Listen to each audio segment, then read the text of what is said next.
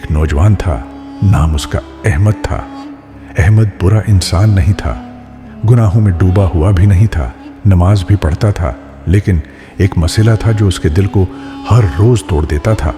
जैसे ही अल्लाह अकबर कहता, दिमाग कहीं और चला जाता।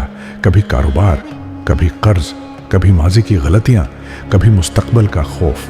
वो सजदे में होता, लेकिन दिल दुनिया के बाजार में भटक रहा होता।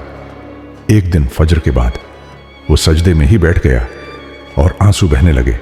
उसने कहा, है अल्लाह, मैं तो तेरे सामने खड़ा होता हूं, फिर भी मेरा दिल तेरे पास नहीं होता। क्या मेरी नमाज कबूल नहीं होती? इसी दिन अहमद एक बुजुर्ग आलिम के पास गया और बोला, हजरत, मैं कोशिश करता हूं ख्यालात हटाने की, दिल लगाने की, लेकिन फिर भी नमाज में ख्यालात आते हैं। क्या मैं मुनाफिक हूं? बुजुर्ग मुस्कुराए और बहुत प्यारी बात कही, बेटा, अगर तुम्हें यह फिक्र है कि ख्यालात क्यों आते हैं तो समझ लो तुम्हारा दिल अभी जिंदा है।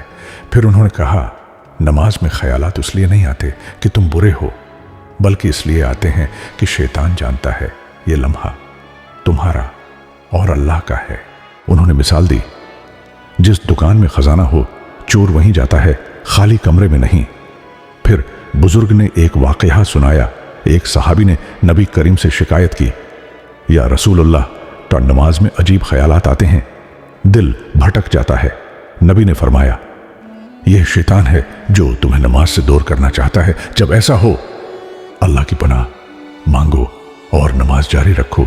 बुजुर्ग ने अहमद से कहा, बेटा, अल्लाह तुम्हारी उस नमाज को भी देख रहा है जिसमें तुम लड़ रहे हो, ख्यालात से और खुद से और शैतान से। फिर उन्होंने वो जुमला कहा जिसने अहमद का दिल हिला दिया, वो नमाज सबसे ज्यादा कीमती होती है जिसमें दिल बार बार भागे और बंदा बार बार तो अल्लाह की तरफ वापस लाए। उसी दिन अहमद ने एक फैसला किया। अब वो ये नहीं कहता था मेरी नमाज खराब है, बल्कि कहता था, ए अल्लाह, मेरा दिल कमजोर है, मगर मैं तेरे दर पर खड़ा हूं।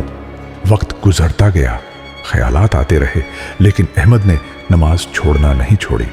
और एक दिन उसने अजीब सुकून महसूस किया, ख्यालात कम हो गए, दिल निर्म हो गया और आंखों से आंसू बगैर मांगे बहने लगे।